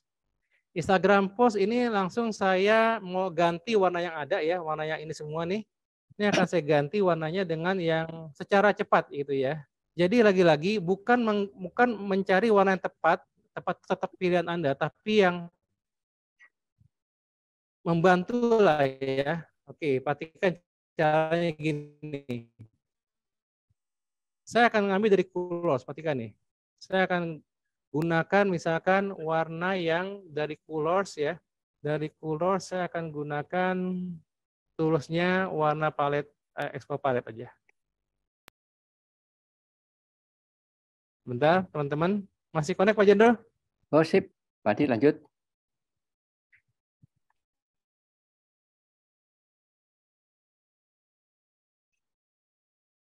Oke, sebentar dikit lagi. Teman-teman ya, nanti untuk yang lainnya bisa bentar. Ini ada sedikit mungkin agak berat di sini. Anginnya lagi kebentuk gitu ya. Saya masukkan place pakai yang hijau tadi nih. Katakan yang ini. Nah, ini akan saya masukkan ke dalam mesin ini. Nanti mesin akan melakukan pembelajaran untuk mewarnai otomatis desain ini. Perhatikan. Saya tarik, klik new, warna, oke, misalkan. Perhatikan ya, yang saya seleksi yang ini, saya klik, perhatikan di sini ya. Belum, berubah nggak semuanya? Berubah nggak? Dan ini kita bisa random loh ya, mesin melakukan ya, saya random ya, 1, 2, 3, oke. Dia akan merandom warna-warna yang ada di sini nih. Saya random, sehingga dalam waktu singkat kita bisa mendapatkan alternatif warna dari yang kita pilih, dari pilihan warna yang kita tentukan di Colors nanti misalkan. Kalau memang kurang oke, Anda tinggal cari lagi. Bapak ini kurang banyak misalkan pakai yang lainnya misalkan. Oke, saya tinggal ambil tadi. Kita coba dulu ya. Oke, contohnya ini saya ulangi lagi. Saya ambil image palet, color paletnya misalkan yang ini ya. Langsung saya ekspor palet. SVG masuk ke palet 2. Saya place lagi di palet 2. Oke, saya masukkan ke sini. Tanpa warna hitamnya saya buang dulu. Langsung saya masukkan di sini ke palet baru namanya warna 2. Oke. Dan saya lakukan pada seluruhnya di sini. Saya recolor. Saya gunakan warna 2 bloom, ini pilihannya. Saya coba cari di sini random. Tinggal dicari pilihannya, paduan warnanya. Baik. Ya, ini dalam waktu singkat bahkan Anda bisa memilih men-set manual, lagi-lagi manual. Kadang-kadang komputer kan nggak ngerti ya. Oh, kalau gitu tinggal klik aja yang ini, misalkan saya ganti yang warna biru ini. Tapi tetap dari sini loh ya, yang ini nih. Ini tombolnya juga saya mau klik yang biru ini deh. Ini misalkan yang birunya ganti warna oranye. Ini, nah ini tetap Anda nggak akan salah, artinya nggak akan jelek ketika hanya menggunakan yang di sini. Karena ini kombinasi sudah ada di kombinasi yang sangat bagus. Contohnya bisa jadi begini nih. Sebegini kan? Oke, berarti kalau begini teksnya warna putih aja. Putih ya, atau yang lainnya misalkan ininya warna ini ya. Mungkin backgroundnya juga yang di sininya ya, warnanya oranye dan seterusnya. Oke, dan kemudian saya mau tunjukkan lagi adalah yang berikutnya ini. Ada yang namanya toolsnya Dale ya, labs.openai.com. Ini AI. Ini Anda bisa generate apapun. Misalkan saya bahkan Anda bisa ngetik loh ya, bola di atas air gitu ya. Saya bikin deh, misalkan nih ya. Bola, saya pengen punya ide nih. Ingat ya, apanya itu kan Anda harus kreatif ya. Bola, AI itu nggak bisa melakukan apa-apa kalau nggak ada perintah. Gitu aja. Bola di atas, bukan bahasa Inggris loh ya, atas air. Generate. Lihat ya, ini kalau kita butuh elemen gambar misalkan. Ingat ya, kita butuh. Jadi bagian partnya yang kita butuhkan. Nah, nanti dia akan mencari, mesin akan mencari dengan database-nya ya. Ini masih waiting-nya. Ini saya gunakan labs.openai.com. Ini OpenAI gratis ya toolsnya. Oke, maka seketika AI mencari, apa yang dicari oleh AI adalah orang kalau melihat bola air itu apa aja sih? Dia ngecek tuh blognya, ngecek situsnya, ngecek segala macam. Kira-kira ada bola gimana sih? Bola apa sih? Bola kasti atau bola apapun nanti di sini. Ya ini masih link. Oke, dia. Ya, tinggal Anda buka aja nih. Kemudian bisa mungkin di save dan seterusnya. Oke. ya dan seterusnya. Oke. Dan juga bisa misalkan dalam bahasa Inggris. Ingat ya, jadi ini hanya membantu, lagi-lagi membantu. Oh, sorry.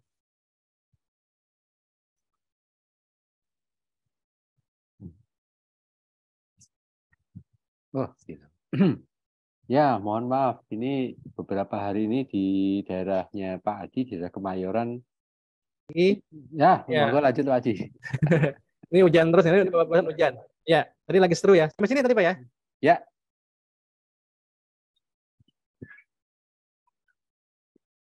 Ya, jadi teman-teman sekalian, di Labs OpenAI ini Anda bisa apapun ketik ya. Misalkan saya pengen ide apa. Nah, itu idenya itulah yang memang harus Anda pikirkan dulu. Jadi AI nggak seujung prosesnya lebih cepat. Ya, saya nggak perlu lebih tepat aja di sini. Anda punya ini dia apa namanya pernah coba ini ya. Ini Copymatic ya. Copymatic ini adalah digunakan untuk copywriter sebetulnya.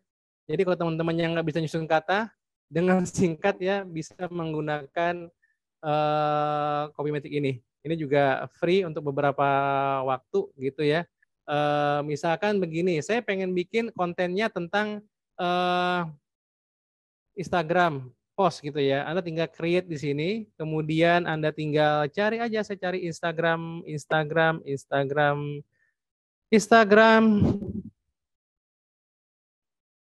Ada.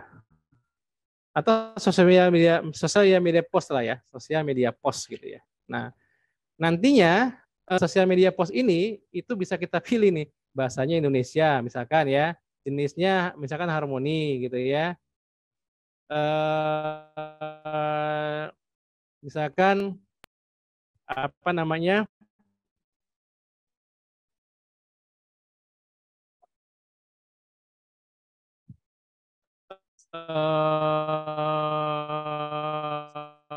Adi, suaranya putus-putus Pak Adi. Komunitas kreatif gitu ya. Nah, kemudian di sini mari bergabung misalkan gitu ya. Untuk jenisnya. Ini kita jenis aja nih. Ya. Ya, Pak Jendro, sorry. Yes. Ya. Ini dia akan mencari ke seluruh situs ya. Artinya yang terkoneksi dengan database-nya dia.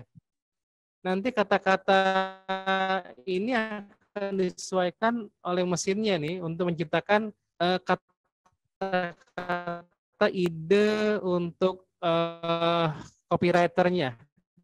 Ya, di sini menggunakan, coba lihat di sini ada kan, di generate.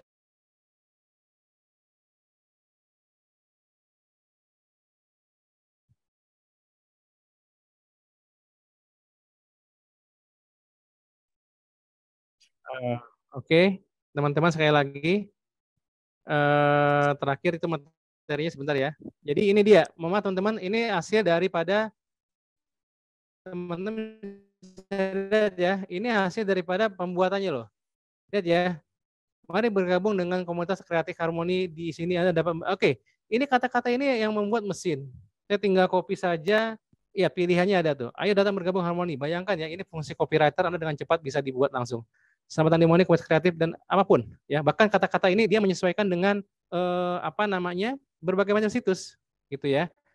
Contohnya nanti ya Anda bisa taruh di sini sebagai apa namanya mungkin konten di sini gitu ya. Anda tinggal paste aja di sini dan seterusnya gitu. Pak Jendro, kira-kira itu Pak Jendro sementara dari saya.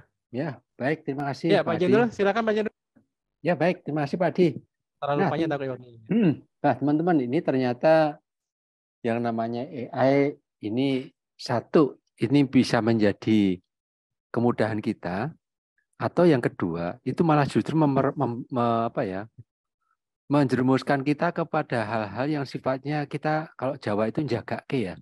Ini kita harus hati-hati. Apa tuh, Pak? Njagake itu ngandelin lah, kira-kira gitu. Oh iya. Ngandelin. Nah, sebagai proses belajar boleh kita tetap teknologi tetap kita kita gauli ya. Cuman betul, Pak. Jadi cuman dari hanya prosesnya aja.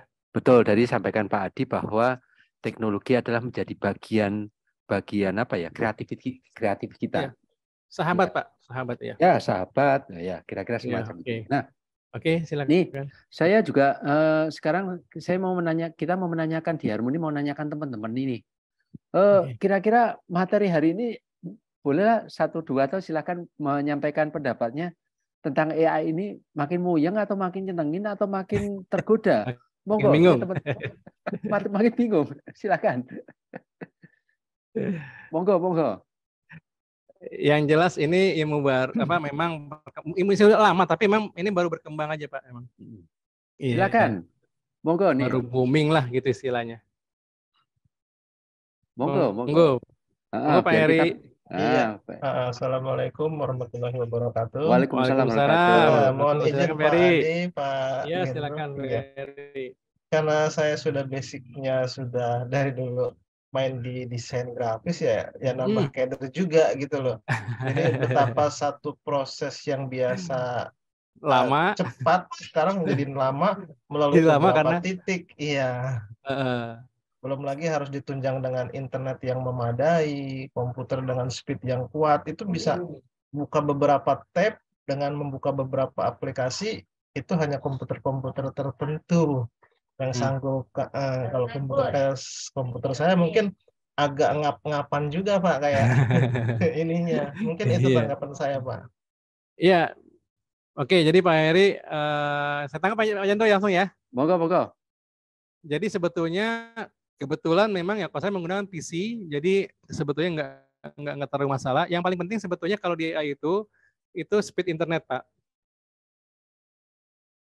Karena kalau masih dalam bentuk teks atau grafik itu dia jatuhnya memang di speed internetnya juga dan juga memang dari database-nya dia gitu.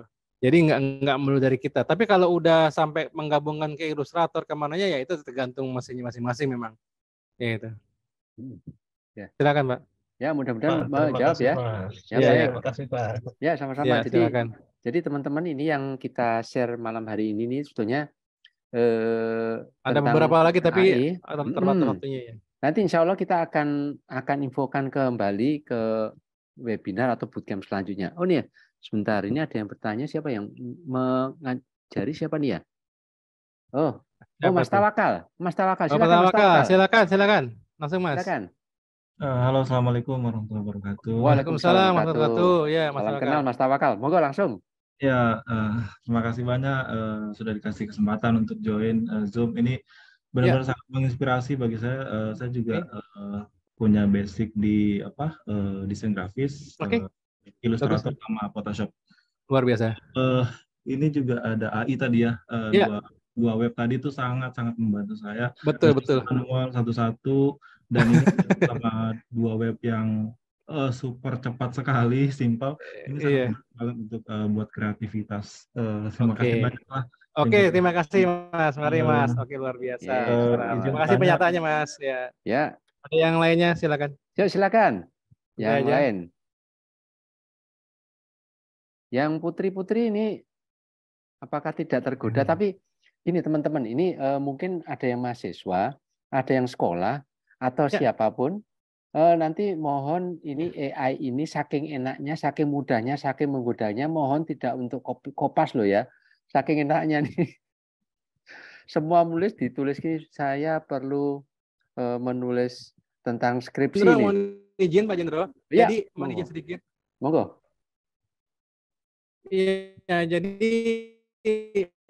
sekali lagi AI ini membantu proses kan di judulnya kan adalah bagaimana proses meningkatkan yang namanya kreativitas itu berarti seberapa efektif dan berapa efisien. Kalau masalah hasil bagusnya itu memang kita harus sesuaikan dan banyak harus dilihat dan bisa ada referensi yang banyak. Tapi kalau mempercepat waktunya, misalkan tadi Mas Tawakal bilang ya, kita menyari gambar aja setengah mati ya mungkin susah, atau mungkin ketika kalau perlu mungkin Pak Jendro izin sekali lagi buat jawaban ya, saya coba share ya. Boleh ya teman-teman ya. Jadi ada menjawab ini juga. Kita juga ada misalkan auto draw nih ya. Auto draw ini kan teman-teman sekarang nyari icon susah, yang digambar gitu kan kadang-kadang kan terbatas gitu loh. Kita juga bisa membantu dengan alat ini kita bisa terbantu. Misalnya gini, saya punya ide, saya mau gambar sepeda, Anda tinggal gambar seperti ini nih. Ini roda, anggapnya roda ya. Oke, ini roda 2 depannya, ini batangnya, stangnya. Gitu ya. Nah, ini jadi sepeda, mau yang ini, mana mau yang ini. Ini jadi icon nih. Tinggal kita simpan sebagai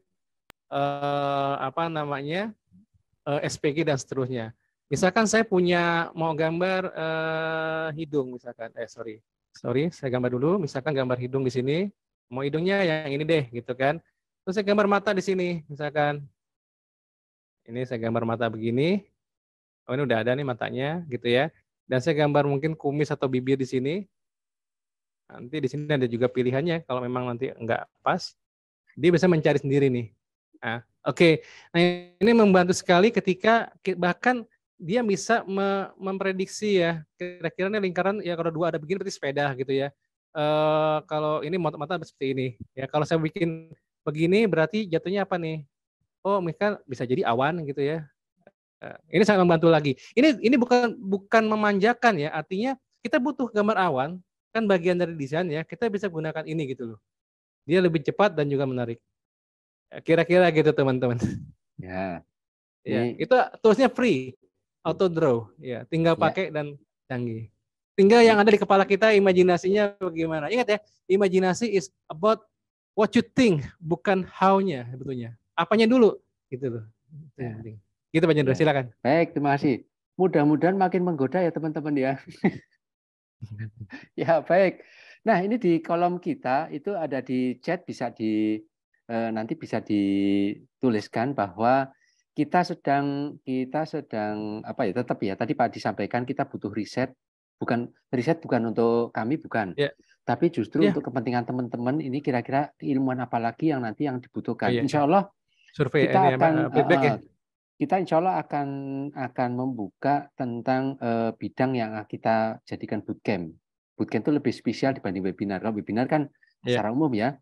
Kalau bootcamp itu kita lebih spesifik waktunya, kemudian materinya lebih spesifik. Yang artinya nanti langsung bisa aplikatif. Kira-kira semacam Berapa itu. sesi Pak Jendro? Kita ada 3 atau 5. Tapi insya Allah kita coba, nanti kita lagi rancang. Ngabuburit itu Ramadan kita sudah rancang mengenai bisa AI, tapi ini pun berdasarkan masukan atau form yang teman-teman nanti akan tulis. Pak, saya ingin desain grafis, saya ingin ilustrator, digital imaging, ingin manual, monggo nanti teman-teman silakan ditulis di web yang ada, Google Form yang kita tulis di kolom chat. Ya, baik teman-teman, ini karena tak terasa waktu udah hampir subuh ya, nih kita udah lama banget. Nah ini mohon izin bisa di on cam kamera buat subuh. Nggak terasa saking asiknya. Mohon bisa di on cam untuk dokumentasi kita. Ya, baik. Ya, alhamdulillah nih. Mbak Meriana mudah-mudahan menginspirasi ya Mbak Meriana ya. Mudah-mudahan. Ya, kita sedang terus ingin mengembangkan mengembangkan kreativitas. Insya Allah ini akan banyak manfaat teman-teman. Ya mudah-mudahan yang ini ya. Pak Safrizal. Assalamualaikum Mas Rijal. Pak Anto. Assalamualaikum Pak Anto. Ada Pak Anto juga. Oke. Aduh Pak Safrizal. Ini guru saya juga nih Pak Safrizal. Ini Pak Anto, ini guru kita nih. Insya Allah tanggal 12 Pak Anto nih. Siap manggung Pak Anto.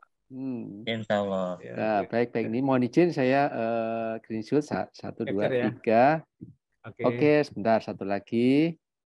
Ya, 3, 2, 1. Ya, baik teman-teman. Ini mudah-mudahan tadi sudah ditulis ya Google Form sama website feedback sama sertifikat. Ya, baik. Pak Adi. Terima kasih teman-teman juga sama-sama sampai saat ini masih manteng aja, kita senang ya, bersyukur ya. Alhamdulillah ya. Insya Allah bermanfaat ya. Insya Allah. Nah nanti kita akan infokan kembali selama teman-teman juga menulis WA-nya, jangan lupa ya, mohon info WA-nya karena khawatirnya kita pingin ngeblas itu lewat email. Hanya kita pingin lebih ngedouble informasi lewat WA. Nanti mohon nomor WA jangan sampai salah karena ini untuk mempercepat informasi bila mana kita akan menyelenggarakan webcam, webinar atau bootcamp. Ya, baik teman-teman, Pak Adi, teman-teman semuanya, kita berterima kasih, kita terus kolaborasi. Bersenang banget lah, kita tim Harmoni senang banget lah. Mudah-mudahan bisa mendapatkan manfaat. Oh ya, satu lagi, Pak Adi bisa disampaikan satu kata, Pak Adi. Satu kalimat, Pak Adi. Oke, gampangnya satu kalimat ya, teman-teman sekalian. Bersahabatlah dengan teknologi dan tetap kreatif. Yes, Oke, bersahabatlah teknologi, tetap kreatif. Jika pada zaman Leonardo da Vinci sudah ada Photoshop, tidak mungkin Mona Lisa dilukis dengan Photoshop. Itu aja sih. Terima kasih. Baik, terima kasih. Aplaus Pak untuk Pak Adi. Mohon ini ya, mudah-mudahan bisa mendapat manfaat ya. Baik, monggo terima kasih. Selamat istirahat, selamat Ramadan. Mudah-mudahan puasanya itu jadi lebih berkah ya. Dan insya Allah kita akan terus berbagi ilmu ya. Demikian dari tim Harmoni. Wabillahi taufiq wal hidayah. Wassalamualaikum warahmatullahi wabarakatuh. Selamat ya, terima kasih teman-teman. Oke, Pak, pamit semua. Terima kasih, Mas Rija. Terima kasih. Terima kasih,